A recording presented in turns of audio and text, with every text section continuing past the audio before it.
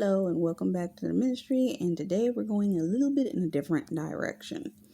We're talking about the garments of the fashion in the church. In today's modern times, there is a huge judgment on what Christians wear. It has become a major issue that you have church people that operate in a Pharisaical spirit that will tell Christians that wear clothing. For instance, I have on this blouse. Now, this might be fine, but there are some people, they may have a blouse that is open a little bit more or it goes down a little bit more. And because it goes down a little bit more, oh, it's too deep. This is too deep. You're being this way. You should remain covered up. You should remain covered up. There's some church practices and should I go there?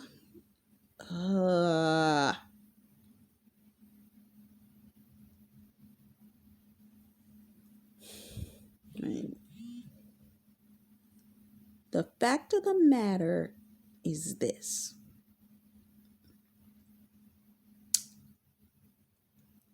The world and the viewpoint of the church is very skewed. Now, you must look at who is in control of the viewpoint of the church in mass.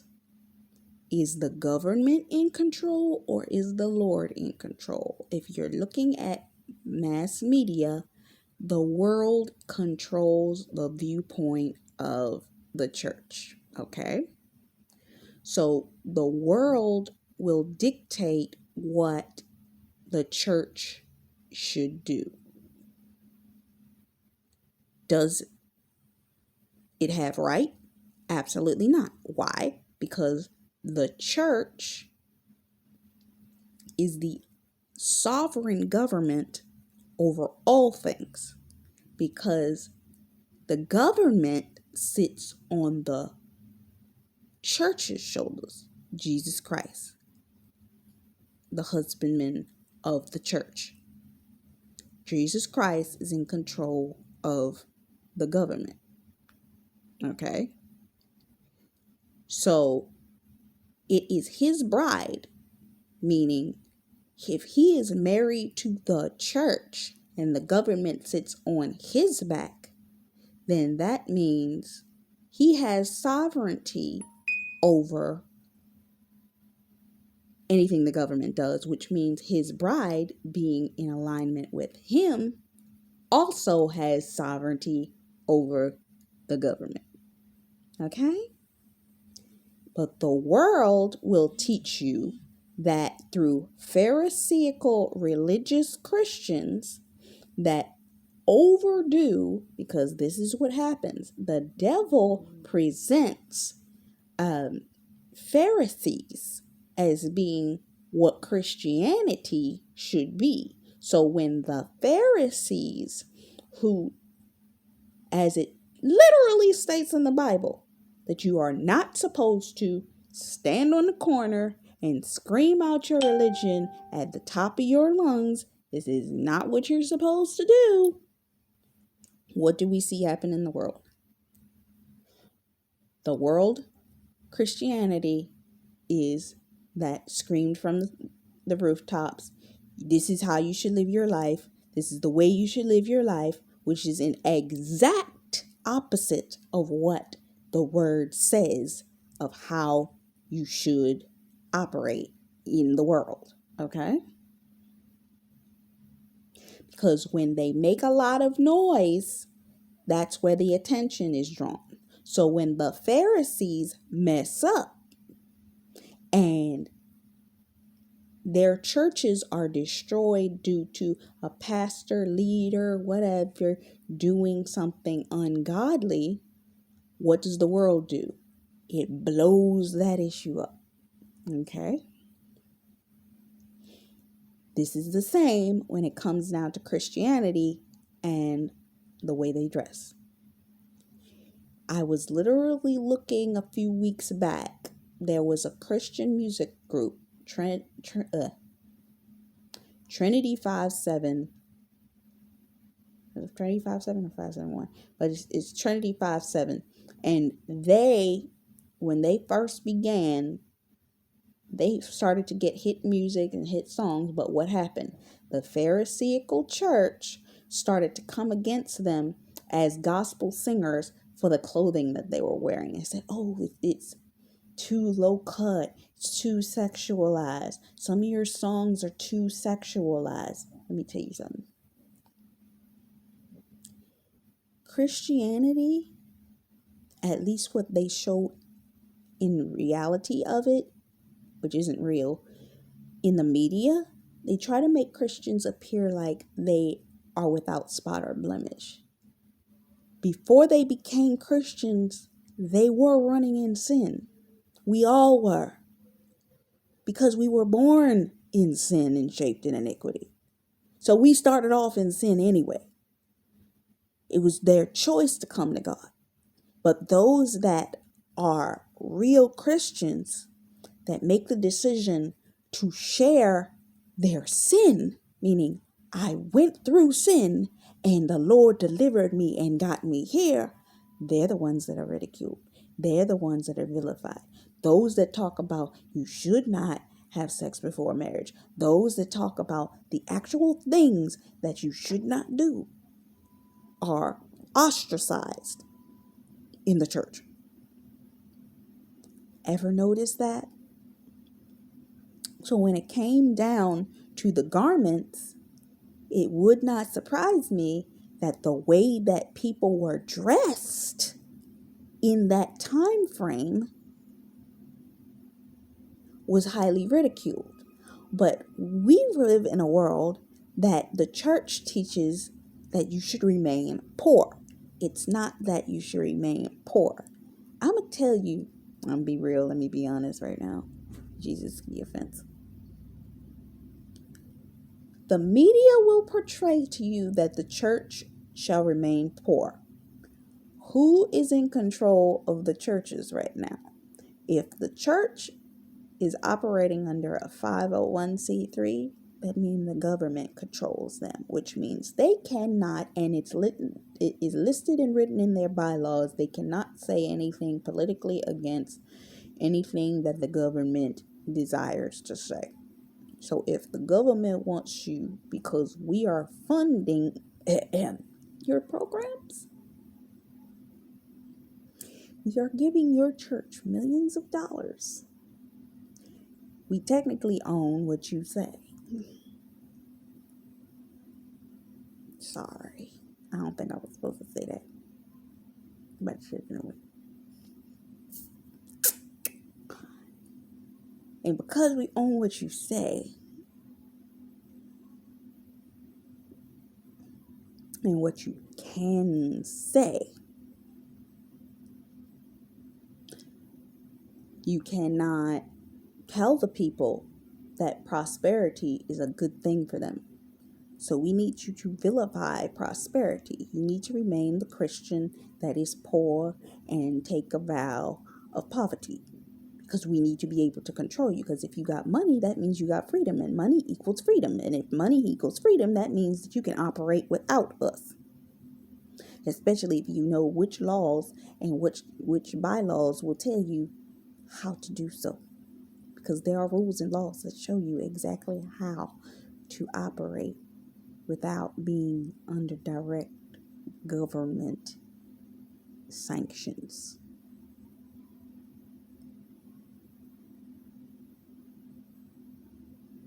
There's orders of operations and things that you can do that legally mean that the government has no right to your business. That's me how I know, because I've done research. I look into business too.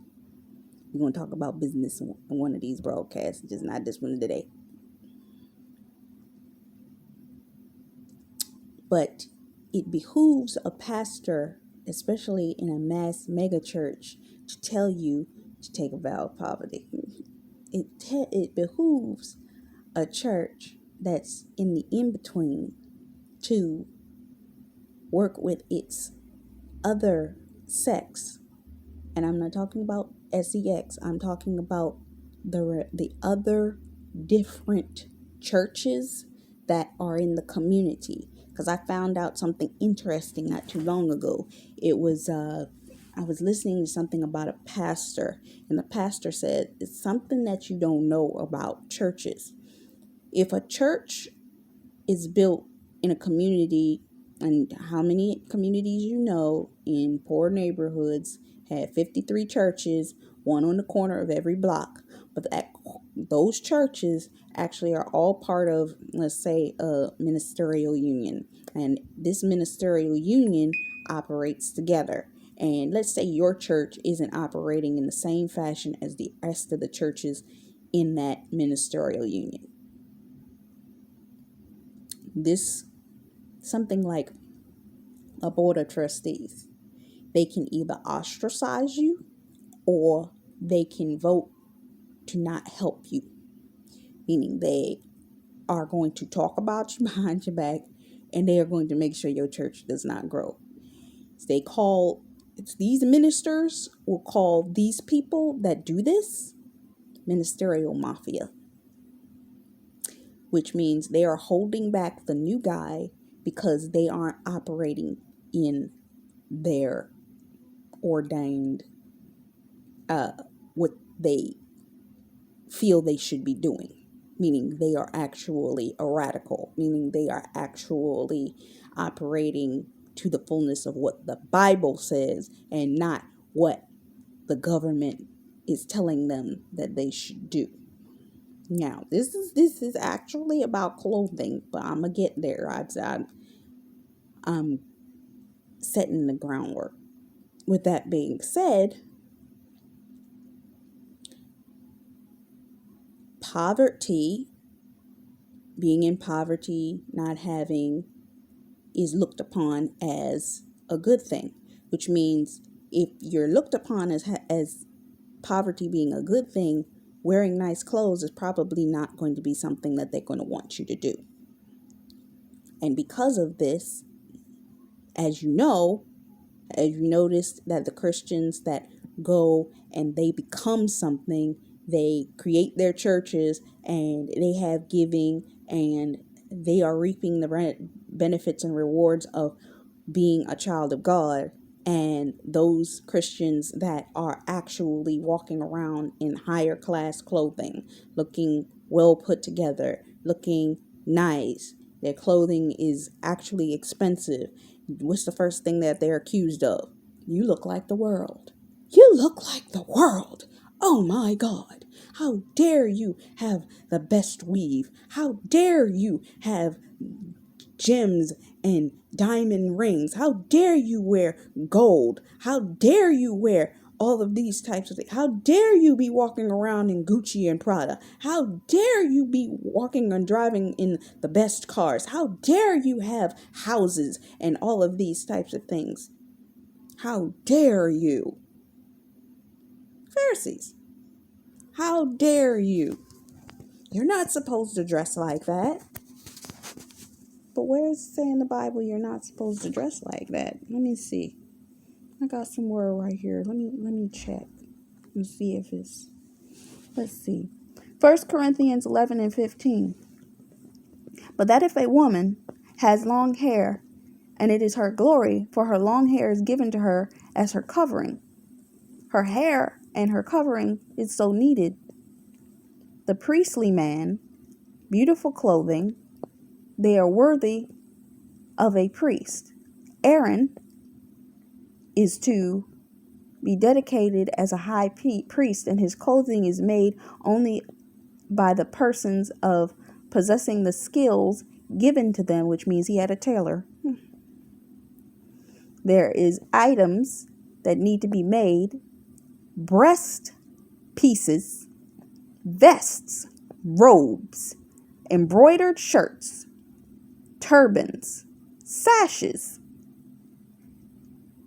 These sacred clothing are to be made for your brother Aaron and his son made the priest, only gold and fine linen woven by blue and purple, red wool, and to be used making these clothing. Vests of high priests. The Lord said, the entire priestly vest must be made of fine linen, skillfully woven, blue, purple, red wool, decorated, golden, it having shoulder straps, supports, sashes, and some of the finest fastens around the waist. Put 2 onyx stones of gold settings, attach 1 to each shoulder strap, and these stones on engravings named Israel's first 6 sons and their births. Do the same remaining 6 sons on the other stone. In the way Aaron will carry the names of the tribes of Israel and his entire holy place, and never forget my people. Attach 2 gold settings to the shoulder straps and fasten them in braided chains in pure gold, wearing the finest garments of. Remember, these people are in high power in the church and represent prestige, dignity Christians should follow because of the representation of God's people. Breastpieces of high priests. The Lord said, from the same cost of material may the breastpiece of the high priest to use the learning what I want people to do.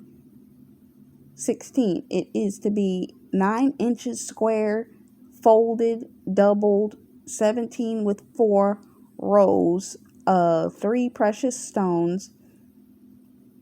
The 17 is actually the number for the verse, not what needed to be in it. The first row put canonel, and it's a bunch of different stones that I can't pronounce. Emerald. The second row, turquoise, sapphire, diamonds. Third row, jacinth, agate, and amethyst. Fourth row, beryl, onyx, and jasper. To mount the stones, dedicate the gold settings, and engrave each of them in the name of 12 tribes of Israel. Attach 2 gold rings to the upper front corners of the breastplate. Fasten them and the 2 braided gold chains, gold settings on the shoulder straps. Attach the 2 gold rings and the lower corner near the bottom of the shoulders, and the blue cord, 2 lower rings across the breastplate, and that piece put in place. And Aaron, the name of the 12 tribes of Israel, they must wear on these breast pieces 2 small objects, and he uses it to receive the answers from me. Remember the full armor of God, the helmet of salvation, and the breastplate of righteousness. Other high priest's clothes. Under the vest of Aaron, he must wear a robe of blue wool. Wool was expensive because it had to be treated in a certain way.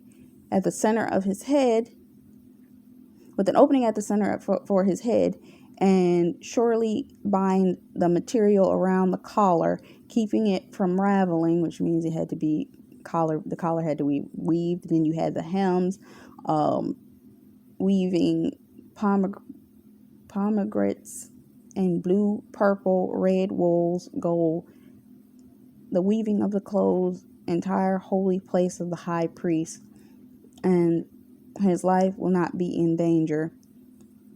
And narrow straps of pure gold engravings dedicated to the Lord fasten the front of Aaron's turban, and so he will wear on his forehead and show that he was taking himself the guilt of any sins of the people of Israel committed, offering his gifts, and I will forgive them. Make Aaron's robe and turban the finest of linens, decorated in the fanciest of needlework.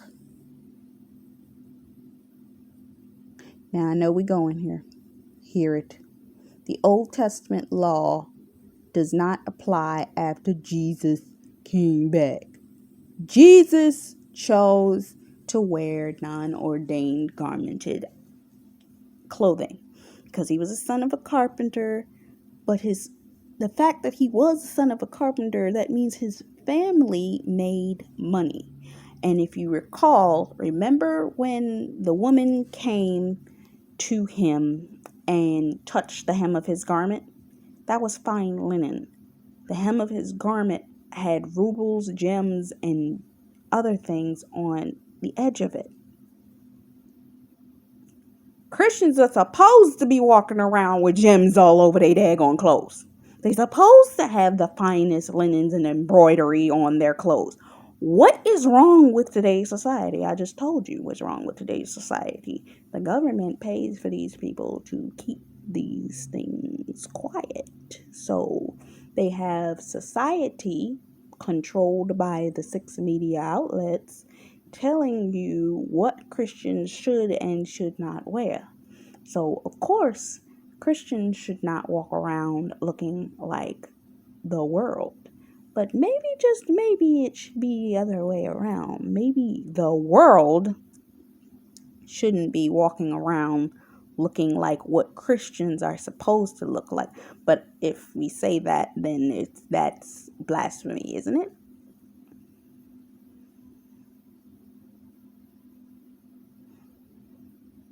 But we as Christians, as soon as we get money, we out there feeling guilty and operating in doubt, because it's like, oh, I can't be walking around with all of these clothes with money and all this.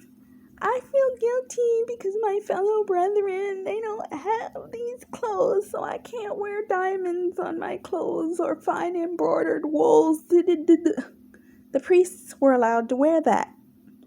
Now, caveat, this was the priest, which means they were in high form of leadership.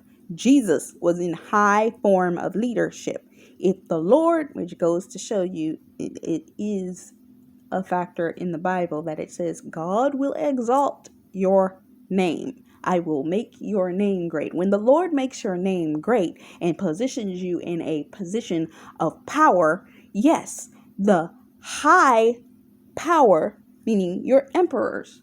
Joseph was an emperor, and he got to wear some of the finest clothes. When the Lord positions you in places that he sees fit, you're supposed to dress like it. You're supposed to have the diamonds. You're supposed to have the gold watches. You're supposed to have the clothing, the embroidery, the silks, the lace, the emeralds, and all of that. You're supposed to have that. See, the problem is that the people in the church don't seem to understand that.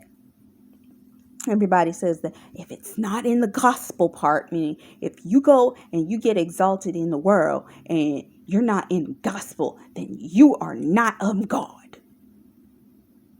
I just literally watched a conference last summer, and the woman literally prophesied, I can use you. God is saying, I can use you because you are not indoctrinated by the beliefs of the Pharisaical church.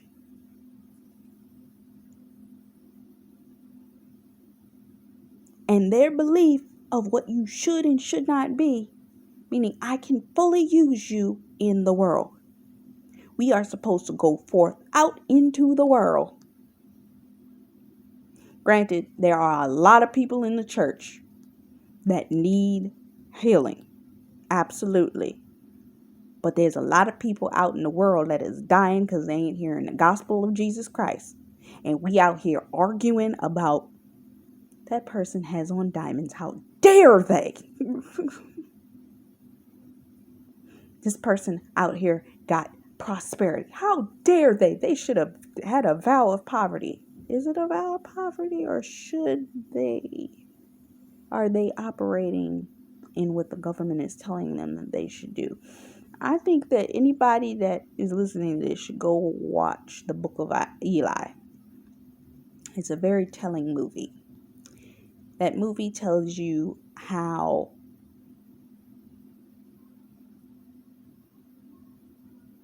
governments will try to control the population in whatever amount of population they have. Whoever considers themselves the government, the oligarchy, the democracy, or what have you, will try to control the people.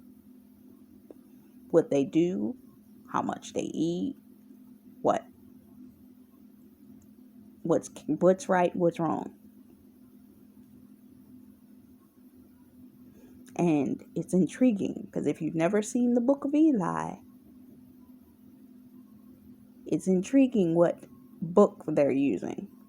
I give you about 5 seconds to figure out what book they're using. If you figured it out, kudos to you.